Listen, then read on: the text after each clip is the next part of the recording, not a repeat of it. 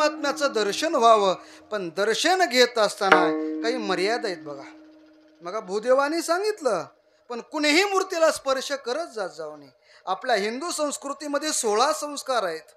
त्याच्यातला एक संस्कार त्याला मुंजबंद संस्कार म्हणतात किंवा उपनयन म्हणतात, की ज्याच्या गळ्यात जानव आहे, डोक्याला शिंडी आहे आणि अंगावर पॅन्ट आहे,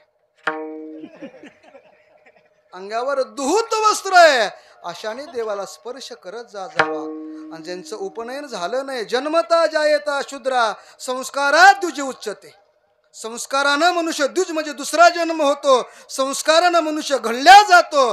ज्याचा संस्कार झाला नाही तो शूद्र आहे, आणि शूद्रानं परमात्म्याला स्पर्श करत जाऊ नये. मग तुम्ही सर्व मंडळी कोण आहेत मला माहित नाही वा, पण सर्वाला एक विनंती आहे, कळकळीची विनंती आहे, की आपण सर्वांनी जाऊन देवाला स्पर्श करत जाऊ नये. बाहेरून देवाचं दर्शन घेतलं पाहिजे. दर्शने पुण्य पुरुषा, नुसतं डोळ्यानं नजर देवाचं मूर्ती आपल्या अंतकरणामध्ये साठवली पाहिजे. पण आम्हाला तसं वाटत नाही बुवा, आम्ही देवापाशी कधी जाईन की देवाला धक्का देऊन आमचा फोटो कधी काढेल. विचित्र बघा, मी आल्यापासून सकाळपासून बघतोय, मला जे आवडत नाही तीच जास्त आहे आपल्या इथं. पण ते नाविलाज आहे, आपल्याला एक थोडंसं थांबायचंय. त्यांच्या जे कावी केला वाचताय असे नसावे उदास. मी मगापासून बघतोय सगळेच माणसं परमार्थ काही करावा, नामस्मरण नाही नाही नाही, फक्त मोबाईल. पोरं करते त्यात नवल नाही, ज्यांचं वय झाले ते सुद्धा लोक असं करू नका. हे प्रदर्शन नाही मारा, हे अवस्था व्यवस्था नाही, हे अवस्था होण्याचं ठिकाण आहे. आणि परमार्थात व्यवस्थेपेक्षा अवस्था फार नितांत गरजेची आहे. पण जाऊ द्या, काही का असेना, चला परमात्म्याचं दर्शन थोडंसं बाहेरून घेतलं पाहिजे. मला वाटते बघा, उद्यापासून नाही आजपासून बुवांची थोडीशी जबाबदारी वाढल्या गेली. मंदिर बांधणं सोपे सध्याच्या काळामध्ये, पण त्याची पूजा अर्चा नैवेद्य हे फार महत्वाचं आहे. 3 जर दिवस देवाचं स्नान नाही घडलं, पूजा नाही झाली, तर त्या मंदिरामध्ये अर्थात त्या मूर्तीमध्ये देवाचं वास्तव्य राहत नाही. मग त्या भूदेवानी सांगितलं, शिखर काय, मंडप काय, ध्वजे काय, घंटी काय, हे सर्व सांगितलं. सगळं सांगत बसत नाही, पण तुमच्या आमच्यापेक्षा सर्व बुवांची जबाबदारी वाढलेली आहे. कुठं जरी गेला आपला आश्रम सोडून राहायचा नाही. आपण ज्याच्या करता देह जाळलाय, जगा करता नाही, देवा करता जाळतय. म्हणून आपल्या जीवनात देव देव आणि देवच असला पाहिजे. विठाला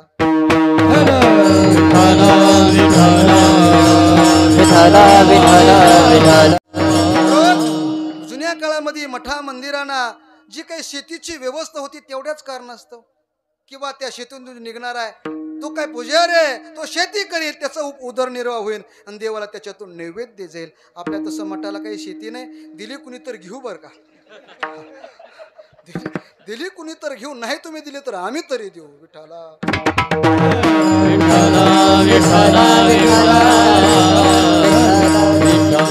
सांगता तो परमात्मा निर्गुणातून सगुणात आणलेला आहे. आणि सिंहासनावर बसलेला हे देव बैसले सिंहासनी, आणि आल्या याचकाशी पुरे धनी. जो याचक येणार आहे अभिमान होऊन नाही, परमात्म्यापाशी संतापाशी नम्र होऊन गेलं पाहिजे. मी पाटील आलोय, मी आमदार आलोय, मी खासदार आलोय, पलीकडे सरक, पलीकडे सरक, तुझं इथं काही काम नाही.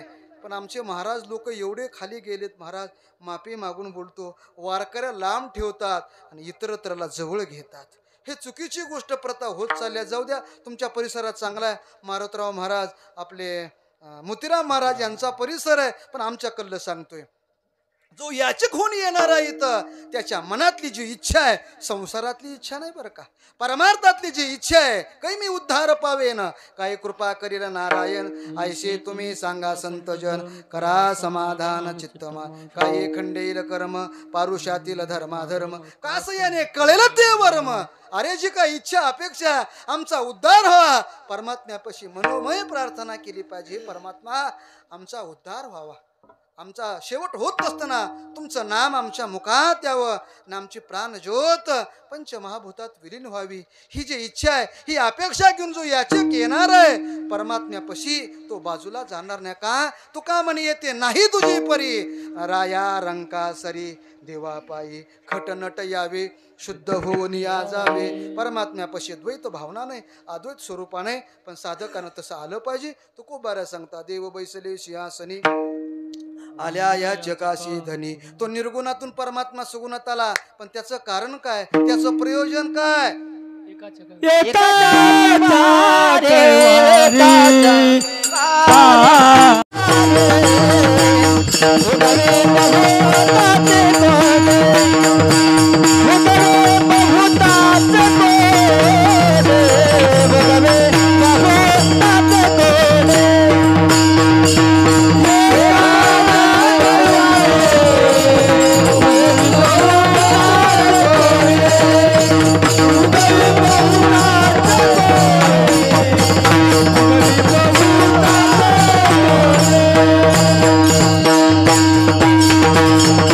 पण काय कारण आहे येण्याचं, काय त्याचं प्रयोजन आहे. संतांचं प्रयोजन, जीवाचं प्रयोजन आणि देवाचं प्रयोजन. काय देवाचं आहे, कुणा करता परमात्मा येतो.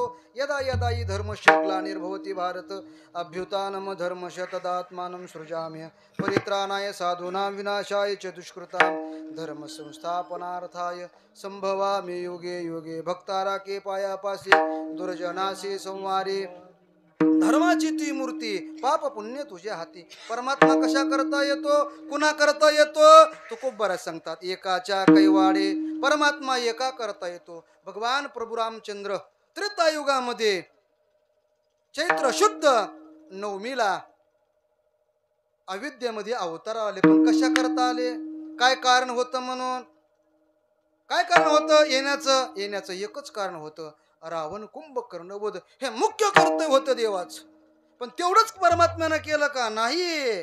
तुकोबाराचा मोठा अभंग आहे बघा. कपी कुळ उद्धरिले आणि मुक्त केले राक्षसा. मी तो अल्पमतीहीन असो, तिकडं बघत बसायचं नाही आपल्याला. पण देवाने तेवढंच कार्य केलं नाही. जटायूचा उद्धार केला, राक्षसाचा उद्धार केला, शबरी मातेचा उद्धार केला, अहिल्याचा उद्धार केला. सर्व वनामधील जे राक्षस होते यांचाही परमात्म्यानं उद्धार केला.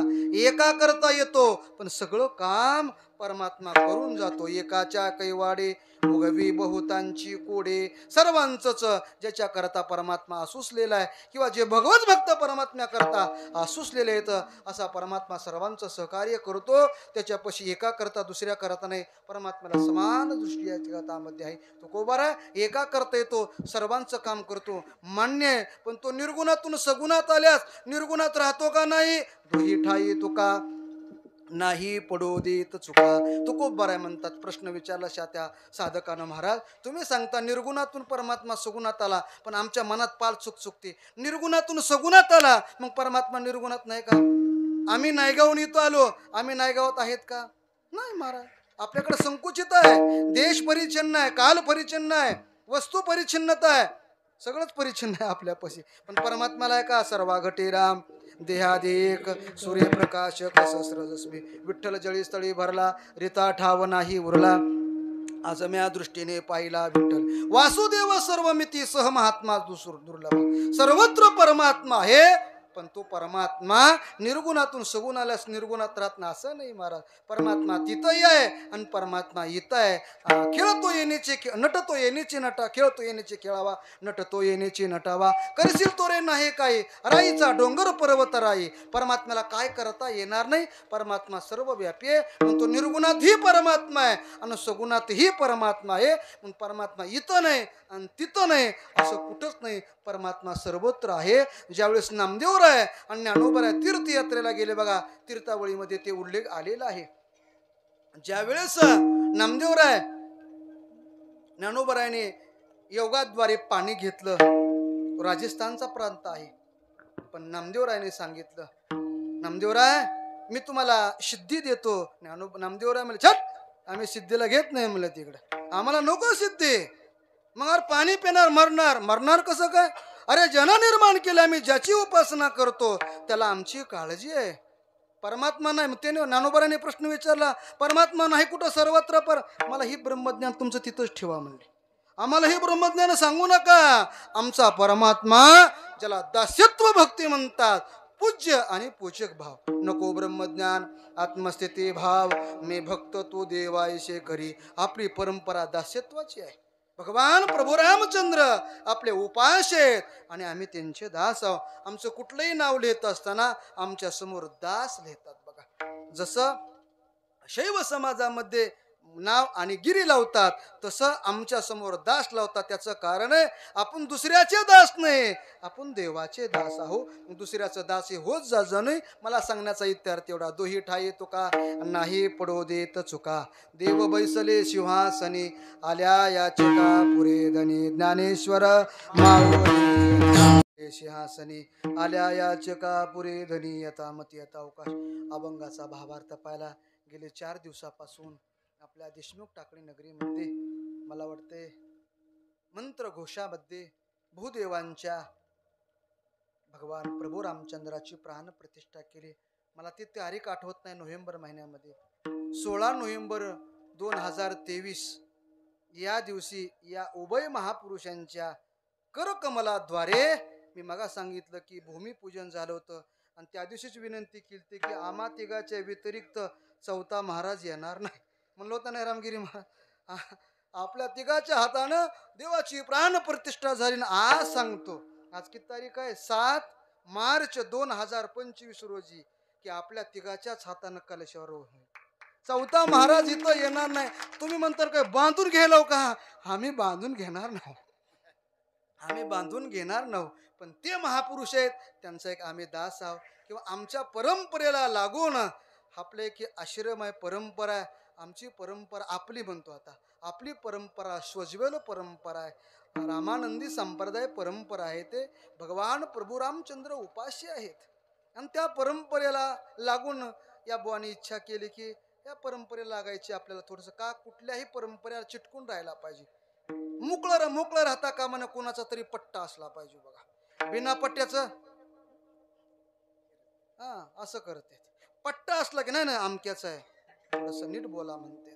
तसं एक पट्ट्याची परंपरा आहे, रामानंदी परंपरा आहे, द्वैती वैष्णव परंपरा आहे. आपल्या संप्रदायात 4 वैष्णव आहेत. शुद्ध द्वैती, केवळ द्वैती, द्वैताद्वैती, शुद्ध द्वैती असे 4 संप्रदाय. आपला वारकरी संप्रदाय त्याच अंतर्गत आहे. त्याच अंतर्गत आपला वारकरी संप्रदाय. आपण थोडंसं ते मानत नाही, जाणत नाही. याच्याकरता उत्तरेत गेल्यानंतर, थोडंसं कुंभमेळ्यामध्ये गेल्यानंतर आपल्या लक्षात येतं आपला संप्रदाय संकुचित आपण ठेवला महाराष्ट्रापुरता. आपण याला बाहेर निघू दिना गेलो. त्याचं काही कारण असेल तो सोडून द्या भाग. मोठ्या प्रेमानं 16 महिन्यामध्ये बुवानी कष्ट घेऊन या मंदिराची उभा टाकणी केली. पण याच्यामध्ये सर्वांचा सिंहाचा वाटा आहे. कुणी काही देऊन या मंदिराची उभारणता सुंदर प्रकारे केली. मी रात्री आल्या रामभाऊली म्हणलं, बुवा मला एवढं जमलं नाही की रे. आमच्यापाशी पण मला सांगायचं नाही माझं भूषण बरं का. तू म्हणता तुझं सांगायला की कीर्तनात, माझं मला काही सांगायचं नाही. भरपूर आमच्या बापदादीनं कमवून ठेवलंय, पण मला त्याची व्यवस्था करता येत नाही. त्याची तेवढी अक्कलच नाही. आमचे गुलेबुवा म्हणायचे, ज्याला परमार्थ जमला त्याला व्यवहार जमत नाही, ज्याला व्यवहार जमला त्याला परमार्थ जमत नाही. बुवाकडे दोन्ही बघा, व्यवहारी आहे आणि परमार्थ आहे. मला व्यवहार अक्कलच जमली नाही त्याची. कुठं काय असतं आमचं ढोबळ. चला कसं ना करायचंय परमार्थ. असो सुंदरपैकी गेले 4 दिवसापासून हा उपक्रम आपण केला. आणि त्याच्यात विशेष महाराज अखंड भावार्थ रामायणाचं पारायण केलं. 6 दिवसात भावार्थ रामायणाचं अखंड पारायण विना हीच खरी साधना आहे आपली. लय लौकिक साधनेत पडण्याच्या ऐवजी अंतर्मुख वृत्ती होऊन, लय हाती होऊन हडप ते लाकडं फोडण्यापेक्षा मुंगी होऊन साखर खायला पाहिजे. आमचे गुरुजी किंवा आपले एक मन आहे बा, खंडीभर खायचं पण मांडियाडू करून खायचं. हे सर्व बुवाने केलं. पण बुवाला आणण्याचं मोठं श्रेय जर असेल तर आमचे जीवनराव बघा वैकुंठवासी होऊन गेले आपले काका महाराज. काका महाराजांचं ते स्नेह होतं त्या बुवाकड. आणि तुमच्या गावात हे रत्न आणणं म्हणजे मी काही स्तुती करीत नाही. स्तुती केली म्हणून ती काही मला 10-5 लाख देणार नाहीत, याच्याकरताही करत नाही. पण वस्तुस्थिती सांगतो मी की त्यांनी बुवाला आमच्या प्रांतातून इकडं परप्रांतात आणल्या गेलं. साधूला प्रांत नसतोच महाराज. साधून वाहत चलत राहावं, गंगेनं वाहत राहावं. जिथं गेलं तिथं परमार्थच करावा, मंदिरच उभारावे, दुसरं काही करत जाऊ नये. गाड्या महाड्या ह्याच्या नादाला लागण्यापेक्षा देवाच्या मंदिराच्या नादाला लागावं, जेणेकरून आपला उद्धार होईल. त्यांना महापुरुषांचा आशीर्वाद आहे, मूळ गादीचा आमच्या त्यांना आशीर्वाद आहे. त्या आशीर्वादामुळे हे सर्व कार्य निर्विघ्नपणे पार पडल्या गेलं आणि पुढचंही कार्य इथून पुढे निर्विघ्नपणे पार पडणार आहे.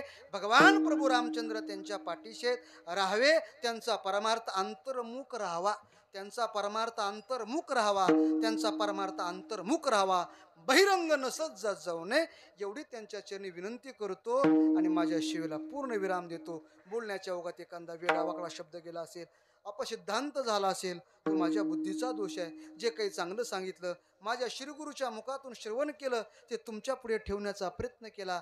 झालेली सेवा भगवान प्रभू रामचंद्र, पंढरीनाथ, ज्ञानोबराय, तुकोबराय, काका महाराज, बाबांच्या सद्गुरू जोग महाराजांच्या, भगवान वैद्यनाथांच्या चरणी सेवा समर्पित करून सेवेला इथंच पूर्ण विराम देतो. न्यूनते पुरते अधिकते सरते करुण घ्यावे तुमते विनवेतसे. पायाच्या प्रसादे काही बोलिलो विनोदे, मज क्षमा करणे संते. नुयांग भूतयुक्ते नुया उपदेश, तुमचे बडबडिलो शेष. तुमच्या कृपेचे पोसणे जन्मोजन्मी तुका म्हणे. तुझे देणे तुझ्या समर्पणी पाये, झालो उतराये पांडुरंगा. सेवेमध्ये जमा धरा, कृपा करा शेवटी. सर्वांनी हाताने टाळी आणि 2 मिनिट जगद्गुरु श्री तुकोबारायचं नामचिंतन करा. जे आपले वैद्य